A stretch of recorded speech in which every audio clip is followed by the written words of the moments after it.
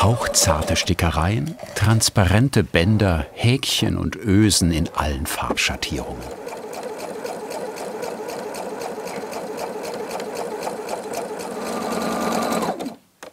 In ihrem Atelier in Ginsheim-Gustavsburg näht und entwirft Madeleine van der Werve Dessous nach Maß. Mit schöner Wäsche fremdeln viele deutsche Frauen allerdings, beobachtet die gebürtige Niederländerin. Die tragen die Baumwollschlipper auch, bis sie komplett verwaschen und grau sind und die Löcher fast noch drin sind. Man sollte oder Frau sollte eigentlich sich selber ein bisschen mehr gönnen und richtig schöne Unterwäsche tragen. Und vor allem natürlich die passende. Es hebt den Selbstwert der Frau. Das hier. Das ist auch sehr schön. Ja? Ja? Okay. Anna Jacobs lässt sich von Madeleine van der Werve einen BH und einen passenden Slip anfertigen. Gemeinsam überlegen sie, wie das Wäscheset aussehen könnte. Mit ein paar schnellen Skizzen visualisiert die Schneiderin erste Ideen. Weil man kann hier zum Beispiel den ganzen BH aus Spitze machen. Ja. Ja? Ich kann auch diesen ganzen BH aus Lycra machen. Ja. Lycra ist der Markenname für einen bielastischen Stoff, also einen Stoff, der sich in zwei Richtungen dehnt. Was ich natürlich auch machen könnte, ist ein Teil aus Spitze und ein Teil aus Lycra. Die Körbchen, die sind dann eher transparent. Ich liebe es, mit den Kunden mich zu unterhalten und Skizzen zu machen und darüber zu reden, wie es dann aussehen sollte. Und es ist ganz wichtig, die Wünsche zu wissen. Also das ist ganz toll, also dieser Kontakt zu anderen Personen. Was soll ich dann im Prinzip kreieren, was soll ich entwerfen? Anna hat sich für ein Modell aus Stickerei und Lycra entschieden. So, du siehst, die Auswahl ist riesig. Ja. Guck mal, Petrol ist auch sehr schön. Haben wir auch wunderschöne Spitzen zu. Ja. Ich schwanke so ein bisschen zwischen Petrol und Rot. Das ist mal ganz was schön ganz Farbe. Gewagtes. Ja.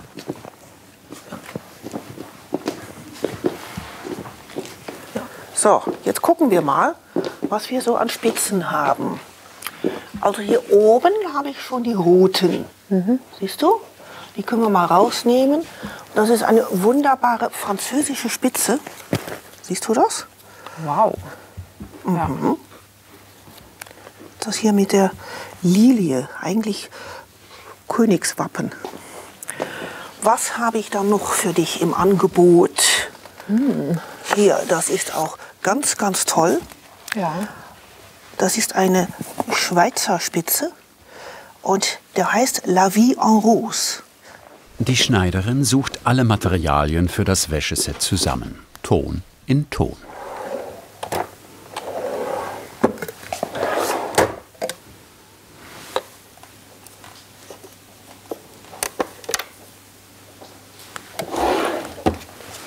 Stickerei, Verschlüsse, Schleifchen, Futterstoff, Ringe und Schieber, Bänder.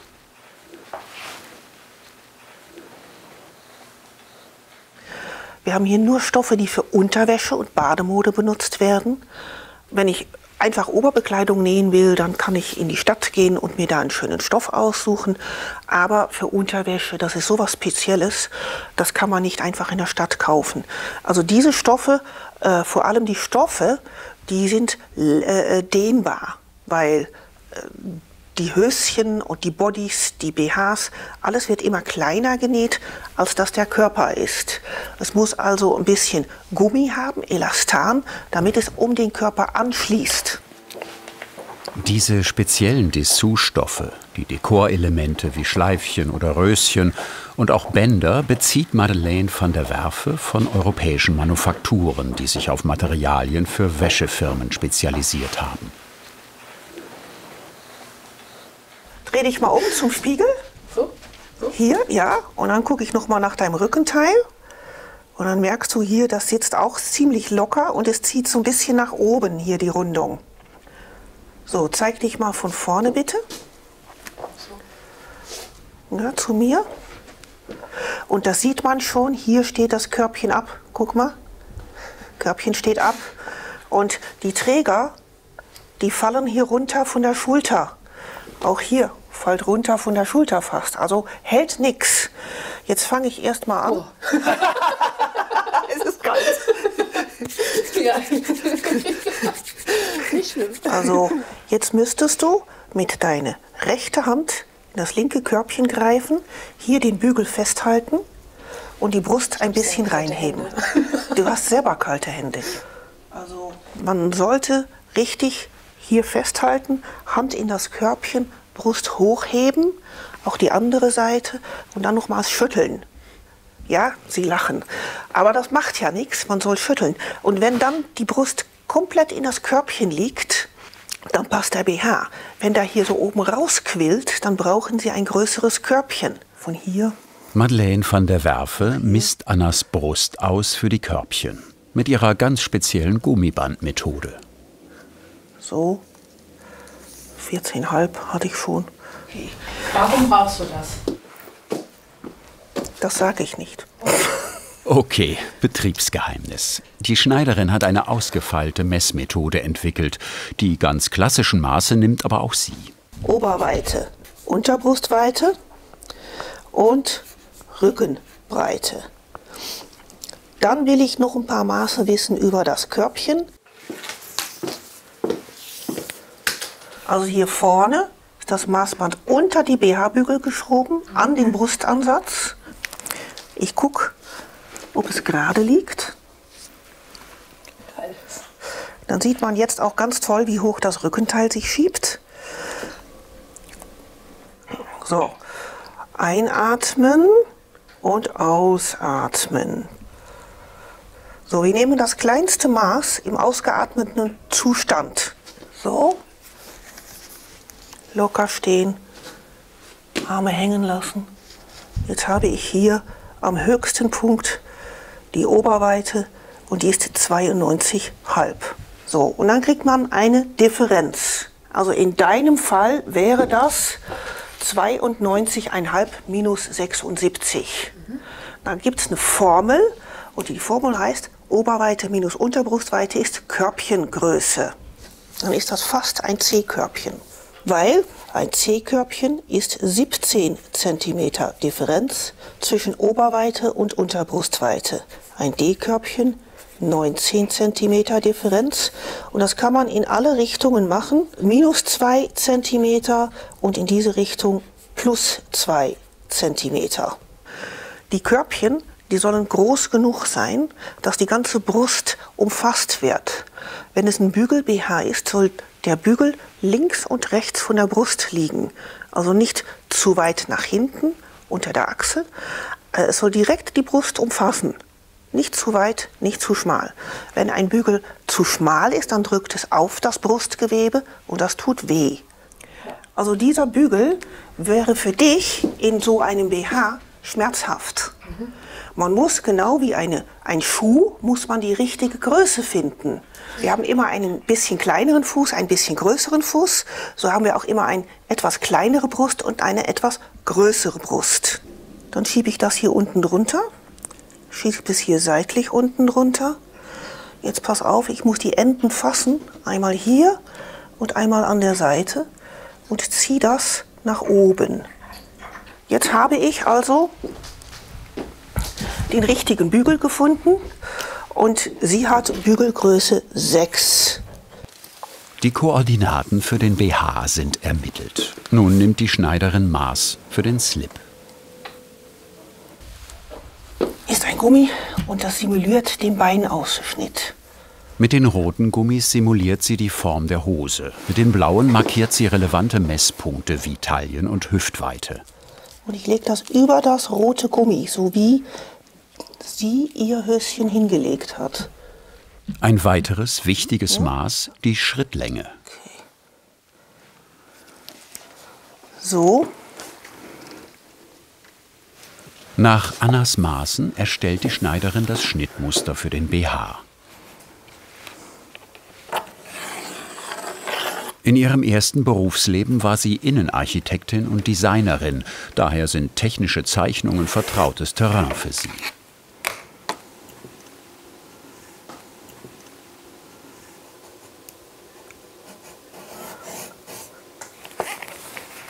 Mit einem biegsamen Lineal zeichnet sie den oberen Teil des Körbchens ein.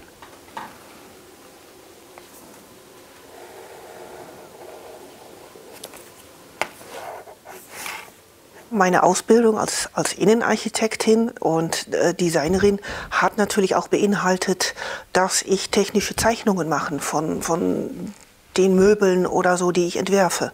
Also das technische Zeichnen und das Genaue, das habe ich mitgekriegt von da. Und ein BH-Schnittmuster, wenn man ein bisschen drin ist, dann ist das auch erkennbar, wie das auszusehen hat. Und weiterhin ist es sehr viel auch probieren und testen und nochmal ein BH nähen und gucken. Und wenn ich hier noch ein bisschen Stoff wegnehme und wenn ich da noch ein bisschen Stoff dran gebe, und damit kann ich die Form bestimmen. Die elastischen Dessous-Stoffe haben maßgeblichen Einfluss auf die Form des Wäschestücks und somit auf den Körper. Bei jedem Arbeitsschritt muss sie die jeweilige Dehnung der Materialien berücksichtigen. Also ich habe hier 29 cm auf dieser Höhe bis zu dem Punkt, wo der BH-Verschluss angesetzt wird. Die Stoffe wird sie allerdings nicht auf 29 cm Länge zuschneiden. Sie verkürzt die Länge entsprechend des jeweiligen Dehnungsgrades. Weil dieser rote Lycra natürlich unter Spannung um den Körper liegen muss.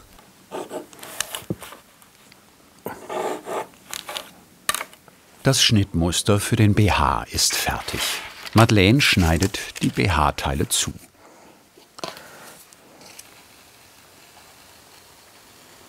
Ich schneide meine Stoffe mit dem Rollschneider, weil das wesentlich genauer ist. Und ich benutze keine Stecknadel dafür, sondern Gewichte.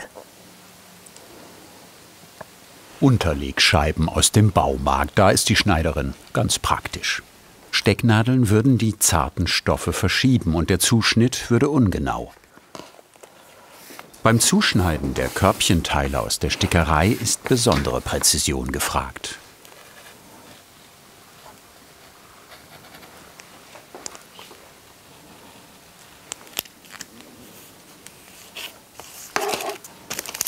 Jetzt will ich das genau gespiegelt haben. Und das wird nicht von links nach rechts gespiegelt, dann passt das Muster nicht mehr, sondern von oben nach unten. Jetzt sehe ich hier diese Rosen. Jetzt suche ich hier im Gegenstück genau diese Rosen. Also hier kommt es komplett drauf. Und jetzt lege ich das Muster direkt auf das Muster. Also ich habe mein Papierschnittteil weggenommen und arbeite nur noch mit der Stickerei.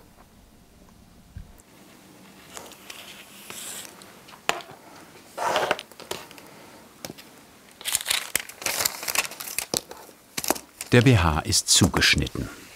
4 Körbchenteile aus Stickerei, 2 Rückenteile aus Lycra und Futterstoff und das Mittelteil, ebenfalls doppellagig.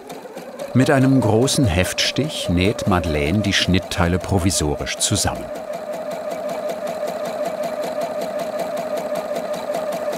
Gut, schneidet nichts ein. Erste Anprobe, die Schneiderin prüft den Sitz. An der Brust. Wir haben hier jetzt ein BH, der ist geheftet. Man sieht hier auch überall die Fädchen und so noch rumhängen. Und wenn man hier guckt, es schneidet nirgendwo ein. Dreh dich noch mal um. Ja, auch hier, guck mal, dieser Aufstich. Träger sind nicht zu weit nach außen, das könnte dich stören. So, wie fühlt sich das an? Sehr gut. Sehr gut. Ja. Ja, okay. Das ist gut. Dann werde ich ihn dir fertig nähen. Wenn ich jetzt bei jedem Schritt so ein bisschen schlampig arbeite und 1 Millimeter zu viel habe, dann habe ich ja schon 4-5 Millimeter pro Teil. Und dann werden 2 Teile zusammengenäht und dann, oh, da bin ich dann auch noch, 1 Millimeter zu viel. Dann habe ich also nicht 5, sondern 6 mm pro Schnittteil, dann habe ich 1,2 cm zu großes Körbchen und dann bin ich bald, oder zu klein, je nachdem. Und dann habe ich eigentlich bald eine andere Größe. Madeleine trennt den provisorisch gehefteten BH auf. Die dehnbaren Stoffe passt sie an die nicht dehnbaren Futterstoffe an. Man sieht hier das Mittelteil, das ist zweimal geschnitten. Da der Lycra sich sehr dehnt, ist der kleiner zugeschnitten. Das sieht man hier. Ja? Der muss also unter Spannung auf das Mittelteil aus undehnbarem Stoff genäht werden. Das Mittelteil steppt sie einmal rundum zusammen.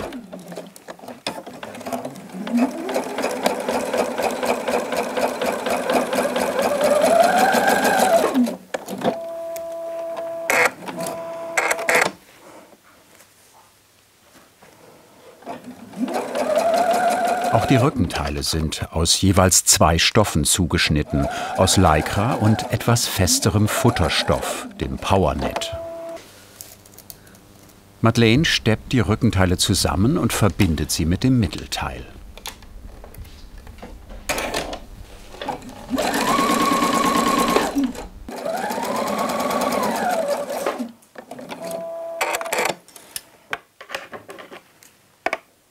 Die Nahtzugabe schneidet sie sorgfältig ab. Rückenteile und Mittelteil bilden zusammen das Unterbrustband.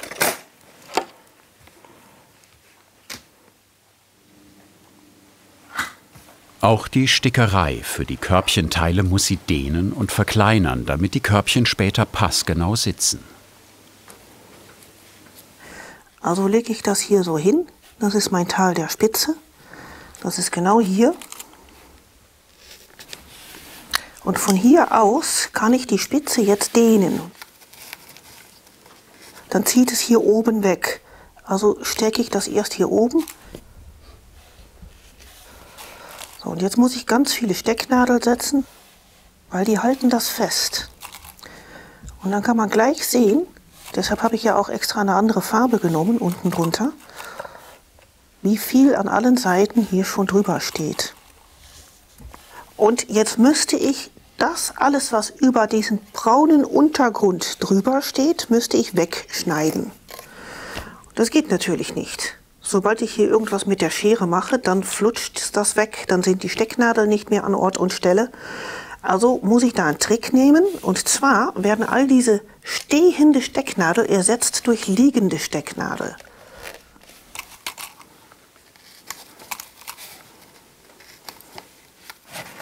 Und dann kann ich alle stehende Stecknadel wegnehmen. Den überstehenden Stoff schneidet sie weg. Bei den Körbchenteilen muss sie gut aufpassen, nicht links mit rechts zu vertauschen, sonst passt am Ende nichts zusammen. BH-Körbchen bestehen aus mindestens 2 Teilen, um sich der Wölbung der Brust anpassen zu können. Madeleine legt die beiden Stoffteile aufeinander, steckt sie mit Nadeln fest und steppt sie mit 2 Stichen zusammen, einem Gradstich und einem elastischen Gradstich. Dabei entsteht eine Schnittkante. Die kaschiert die Schneiderin mit einem Nahtband aus Charmeuse, einem nicht dehnbaren Stoff. Dabei achtet sie auf eine möglichst feine und unauffällige Naht.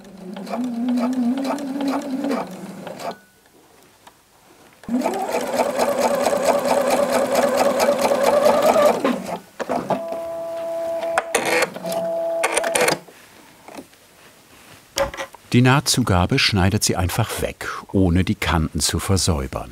Das ist bei Dessous-Stoffen nicht notwendig, weil sie nicht ausfransen.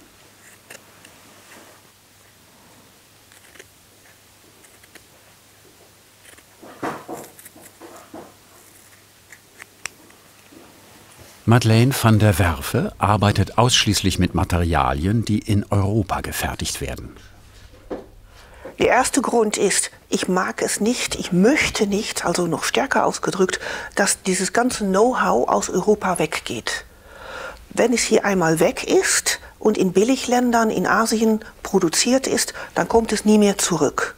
dann sind wir gezwungen, in dem Ausland zu kaufen. Und wir haben hier solche schöne Produkte und solche gute, alteingesessene Werke, die so Top-Sachen produziert haben, ist schon Vergangenheit. Wenn noch mehr Firmen hier weggehen, dann bleibt nichts mehr übrig. Der zweite Grund ist, alles, was hier in Europa gemacht wird, muss bestimmten Normen entsprechen. So, das muss es in Asien nicht. Und ich weiß nicht, ob die Farbstoffe, die giftigen, ganz billigen sind oder ob es die teuren sind, die hier auch getestet worden sind in Europa. Die Körbchen füttert sie mit einem speziellen Körbchen Futter. Das dehnt sich nur leicht und sorgt deshalb für Stabilität. Alternativ ließen sich die Körbchen mit Schaumstoff oder Klebecharmeuse füttern, aber das transparente Körbchenfutter ist für Madeleine die eleganteste Variante.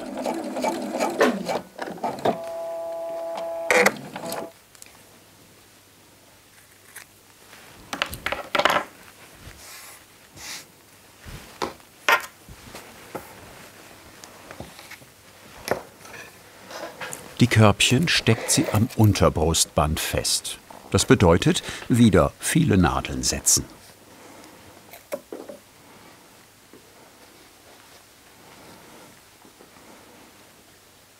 Madeleine van der Werfe und ihr Mann Thomas Grün haben sich im Laufe der Jahre ein europaweites Netzwerk an Lieferanten aufgebaut. Das zu pflegen macht einen erheblichen Teil ihrer Arbeit aus. Das Ehepaar reist quer durch Europa, um direkt bei den Herstellern einzukaufen. Die Materialien verarbeitet Madeleine nicht nur selbst, sie vertreibt sie auch in ihrem Online-Shop für Leute, die sich ihre Unterwäsche selbst nähen möchten. Die Körbchen näht sie mit einem Geradstich ins Unterbrustband ein.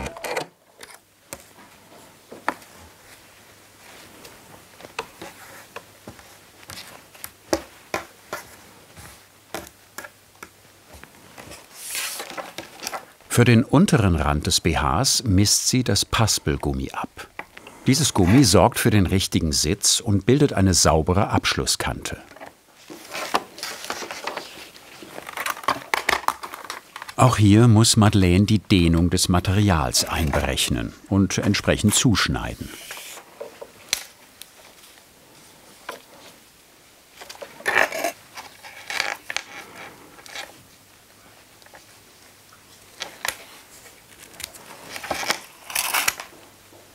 Das Paspelgummi steckt sie am unteren Rand fest.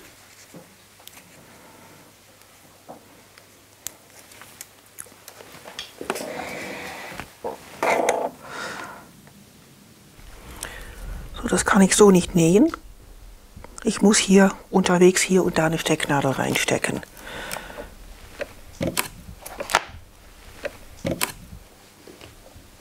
Mir fehlt eine dritte Hand. Und deshalb benutze ich die Nähmaschine als Hilfe. Sie klemmt das Arbeitsstück unter das Nähfüßchen, dehnt Rückenteil und Paspelgummi und setzt die Stecknadeln. Viele Stecknadeln.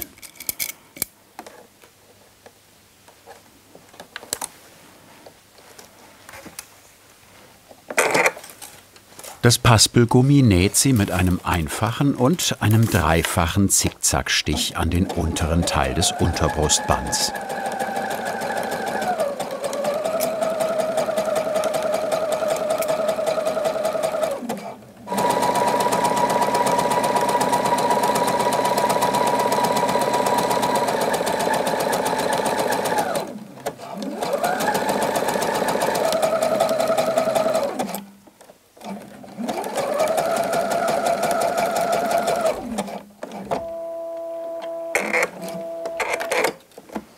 Nach jedem Schritt überprüft sie kritisch, ob sie exakt gearbeitet hat. Kleinste Ungenauigkeiten wären sofort sichtbar und müssten korrigiert werden.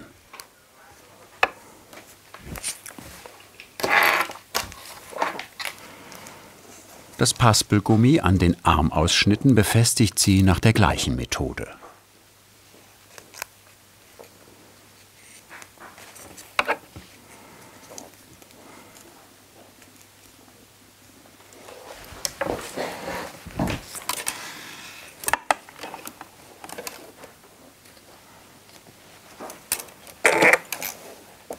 Zum Schneiderberuf kam Madeleine van der Werve eher durch Zufall. Ein Nähworkshop und darauffolgende Kurse weckten ihre Leidenschaft fürs Nähen. Schließlich absolvierte sie in den Niederlanden eine Ausbildung zur Schneiderin und spezialisierte sich auf Dessous und Bademoden. Inzwischen bietet Madeleine van der Werve selbst Nähkurse und eine 2-jährige Ausbildung zur Dessous-Schneiderin an. Die ist als Ausbildungsberuf zwar offiziell nicht anerkannt, dennoch wird die Abschlussprüfung von der Schneiderinnung mit abgenommen. Ich habe quasi meine 2 Leidenschaften, das Design und Unterwäsche, zusammengeschmissen und bin ab da meinen Weg selber weitergegangen. Madeleine hat die Bänder für die BH-Bügel zugeschnitten. Hier ist es zugenäht, sodass nachher dieser Bügel hier hängen bleibt. Die Bügelbänder bilden die Tunnel für die Bügel und sitzen auf der Nahtzugabe am unteren Körbchenrand auf der Innenseite.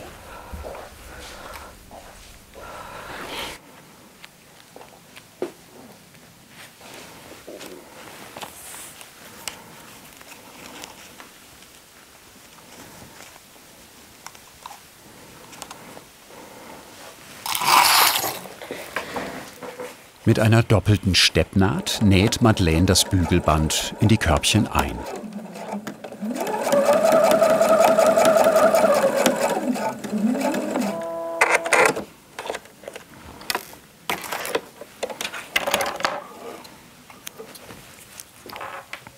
Sie prüft mit dem Bügel, ob die Breite stimmt. Und wieder Nahtzugabe wegschneiden.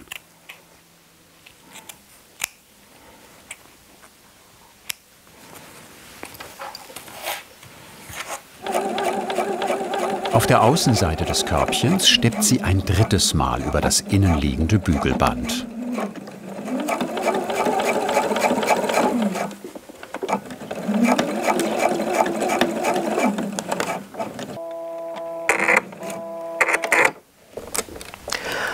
Wenn ich an der Nähmaschine sitze, dann ist das wie eine Art Yoga. Ja? Die Nähmaschine, die summt so gemütlich vor sich hin. Ich kann in mich selbst kehren. Ich werde ganz ruhig dadurch. Ich genieße es auch. Es ist sehr schön, um was zu kreieren. So, dann hat man pro Schulter 50 oder 60 Zentimeter Trägerband, Schulterband. Manche haben langen Oberkörper, die brauchen etwas mehr. 90% der Frauen brauchen nur 50 Zentimeter.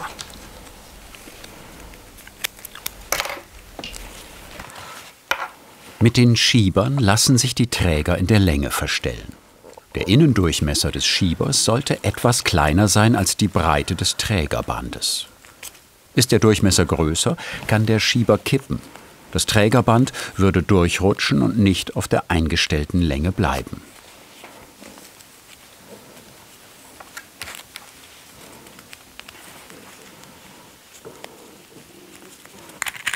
Am anderen Ende des Trägerbands sitzen die Ringe. Sie halten den Träger am Rückenteil des BHs.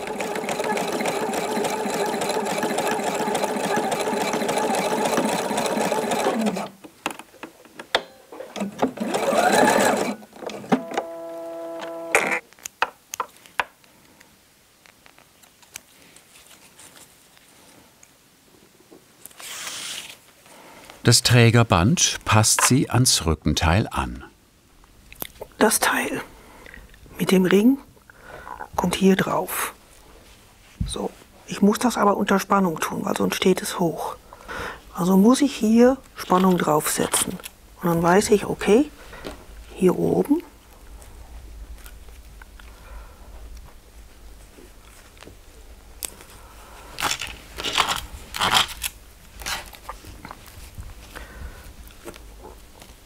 hier unten hin.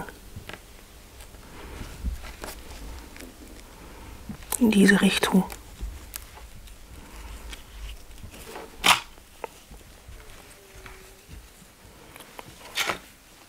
Die dehnbaren Materialien sind eine ständige Herausforderung. Zuerst näht die Schneiderin den Teil des Trägers mit dem Ring ans Rückenteil. Den längeren Teil, den mit dem Schieber, schneidet sie ab.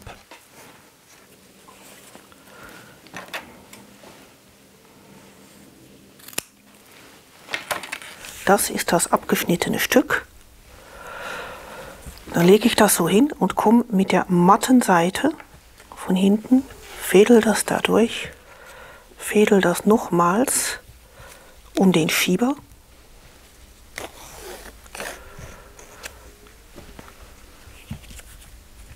Und das Teil kommt hier vorne dran. Das stecke ich kurz fest. Das muss ich nachher noch richten, damit der Träger hier auf das Gummi, aber unter die Spitze ist. Also es wird in ganz kleine Stückchen aufgetrennt, damit die dann miteinander verbunden sind.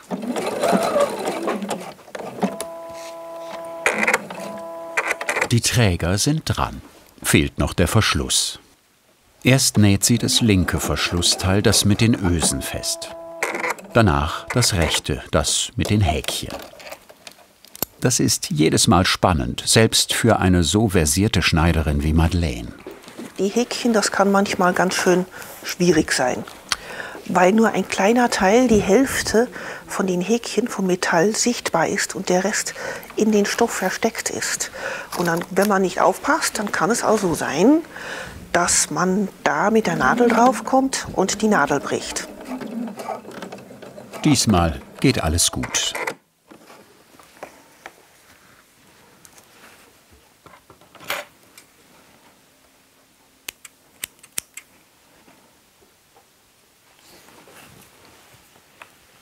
Diese zarte Unterwäsche sollte man mit der Hand waschen, in der Maschine höchstens im Handwaschprogramm. Die BH-Bügel kann sie erst jetzt in die Bügelbänder schieben. Das Metall hätte sonst unter die Nähmaschine geraten können.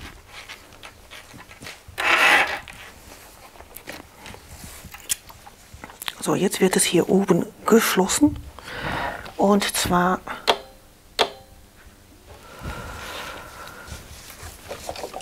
so, dass der Bügel nicht mehr rauskommen kann.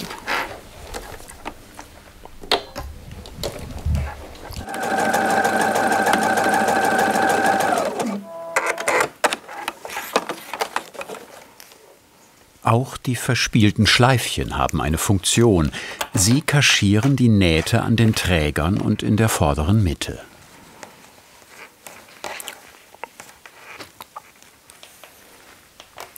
Das Atelier von Madeleine van der Werfe ist kein Ladengeschäft. Sie bietet ausschließlich Maßanfertigungen an. Die meisten ihrer Kundinnen sind Frauen, denen die Konfektionsware nicht passt. Das sind die Damen, die eigentlich nicht direkt was im Laden kaufen können. Und da gibt es die Damen, die zu viel haben.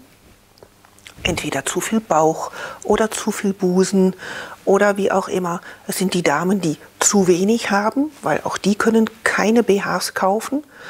Das passt nicht. Dann sind es die Damen, die Krebs hatten und eine Brust verloren haben und die eigentlich nur unschöne Unterwäsche kaufen können. Und wenn man sowieso schon irgendwie ein Teil vom Körper fehlt und wenn man dann nur noch potthässliche Oma-Wäsche kaufen kann, dann ist man irgendwie doppelt bestraft. Und wenn die hier kommen und wenn die einen angepassten, schönen BH bekommen, nachdem die hier erst in den ganzen Farben überall was ausgesucht haben, die weinen wirklich vor Glück. Und das ist so schön.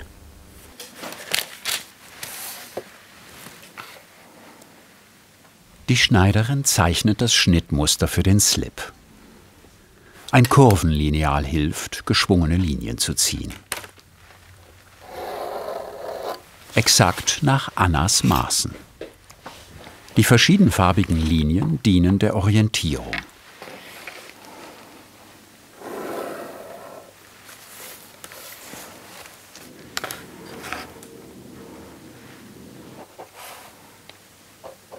Die blauen Linien stehen für die Nahtzugabe. Und die Blümchen und Bögen markieren den Teil, der später aus der Stickerei zugeschnitten wird.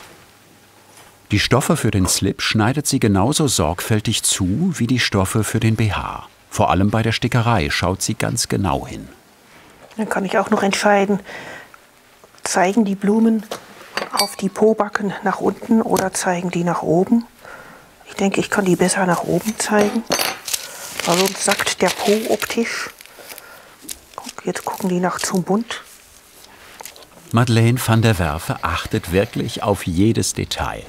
Denn die Details machen den Unterschied zu industriell gefertigter Wäsche. Jetzt muss ich das Teil wieder genau gespiegelt haben. Damit das Muster an der Mittelnaht perfekt passt und keinen Versatz hat. Wieder kommen die Unterlegscheiben aus dem Baumarkt zum Einsatz.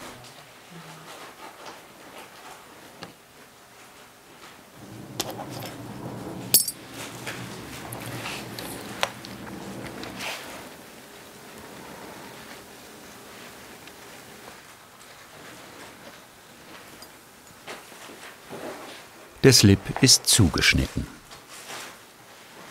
Das ist das vordere Höschenteil, das ist der Zwickel. Gleich gucken wir nach den hinteren Teilen. Jetzt muss das Seitenstückchen hier an das Höschen genäht werden. Und vor dem Nähen wieder viele Nadeln stecken. Die vorderen Teile der Hose aus Lycra und Stickerei näht sie mit einem elastischen Gradstich zusammen.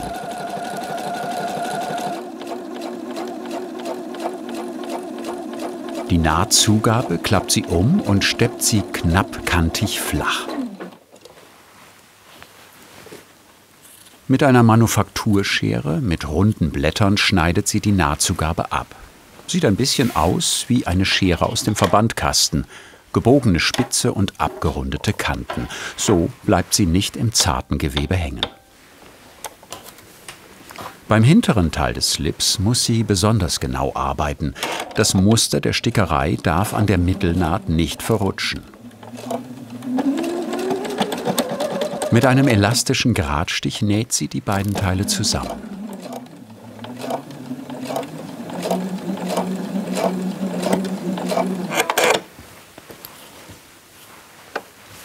Kritischer Blick.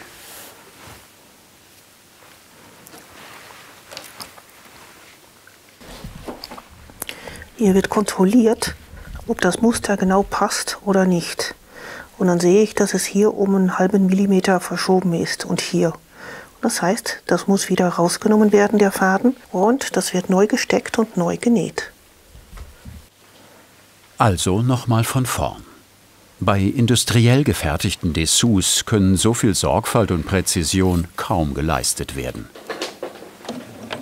Etwa 20 Stunden arbeitet Madeleine van der Werve an einem Wäscheset bestehend aus Büstenhalter und Slip.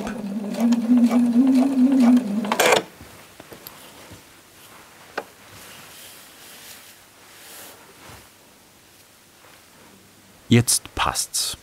Und wieder Nahtzugaben wegschneiden.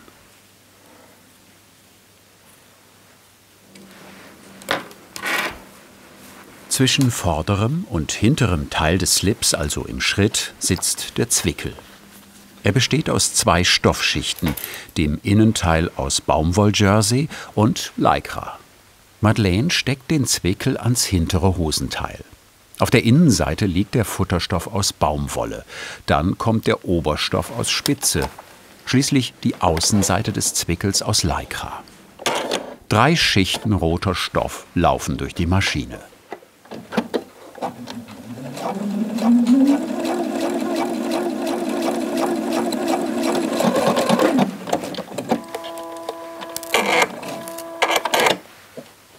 Die Außenseite des Zwickels steckt sie mit dem Oberstoff des vorderen Hosenteils zusammen. Drehe es so um, dass die Außenseite nach außen ist. Roll das hier so ein. Und dann sieht man hier die Stecknadel. Dann rolle ich die Rückseite ein. Da ist meine Baumwolle. Jetzt wird die Baumwolle einfach auf dieses vordere Teil wieder festgesetzt. Okay, das geht jetzt zur Nähmaschine.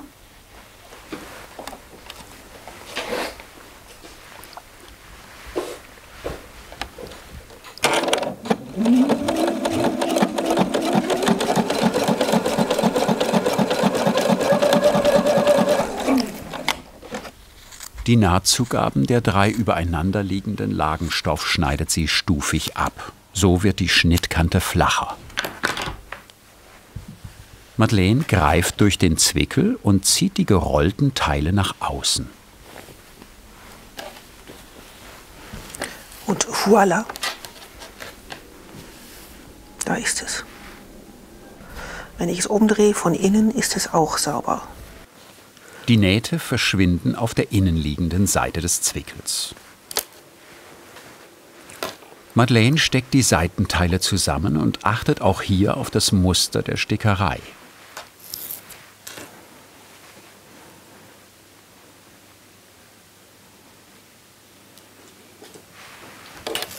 Mit einem elastischen Geradstich steppt sie die Teile zusammen.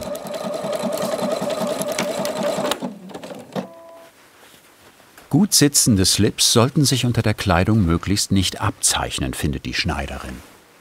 Wenn Sie ein enges Kleidungsstück anhaben, also eine enge Jeans oder ein enges Kleid, dann ist es ja potthässlich, wenn Sie so ein kleines Unterhöschen anziehen, aber die an allen Seiten einschneidet.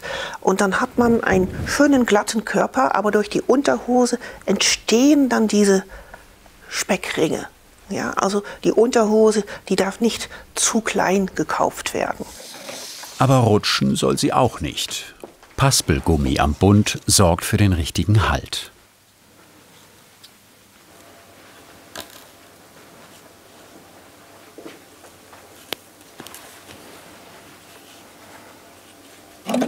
Das Gummiband näht sie mit einem einfachen und einem dreifachen Zickzackstich fest. Natürlich unter Spannung. An den Beinausschnitten säumt das Paspelgummi bloß den Zwickel. Den restlichen Abschluss bildet die Bogenkante der elastischen Stickerei.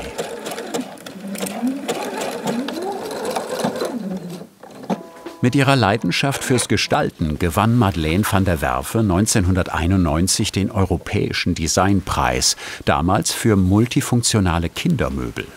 Form und Funktion, das gehört für sie untrennbar zusammen.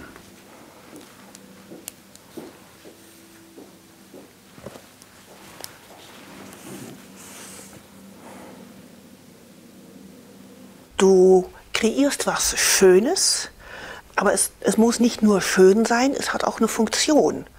Also wenn ich Innenarchitektur mache und ich denke an eine Küche, dann soll der Weg vom Kühlschrank zur Anrichte so kurz wie möglich sein, damit ich logisch arbeiten kann. Wenn ich dann an Unterwäsche denke oder an BHs, dann hat es auch eine Funktion. Es soll nicht nur schön sein, sondern ein BH soll die Brust nach oben heben. BH, Büstenhalter. Und hält er? Anna kommt zur Anprobe. So, dann gucken wir doch mal. Hier seitlich unterstützt es gut. Ja, Dekolleté liegt sehr gut an. Das Körbchen, das hebt. Das Mittelteil sitzt perfekt. So, dreh dich mal langsam. Auch hier muss ich das gerade noch mal zurechtlegen, dass es hier gerade liegt. Das Seitenteil, das ist glatt. Es schneidet nicht ein. Ich finde das Höschen auch sehr süß geworden hier mit diesem Spitzenrand. Also nichts wird einschneiden, nichts wird durchschimmern. Wie gefällt dir die rote Farbe? Sehr gut. Ja. Etwa 480 € kostet ein maßgefertigtes Wäscheset. Kein Schnäppchen, aber das Gefühl perfekt sitzender Wäsche ist wohl unbezahlbar.